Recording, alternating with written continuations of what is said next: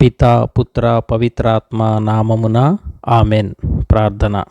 దేవా, మా జీవితంలో మాకు ఎదురైన కష్టమైన సంఘటనలలో మాకు తోడుగా ఓదార్పుగా ఉండి మా కష్టమైన సంఘటనలను మేము తట్టుకొని జయమును పొందుకునే ఆత్మశక్తిని, శరీర శక్తిని మాకు దయచేయము. దేవా, మాలో అనేక మంది వారి వారి జీవితాలలో వారికి ఎదురైన కష్టమైన సంఘటనలను ఎదుర్కొనలేక కృంగిపోవచ్చు, నిరాశకు గురి అయి దుఃఖిస్తున్నారో అట్టి వారితో మీరు మాట్లాడుము. వారికి ధైర్యమును, వారికి ఎదురైన కష్ట సంఘటన యందు విడుదలను, విజయమును వసగుము దేవా.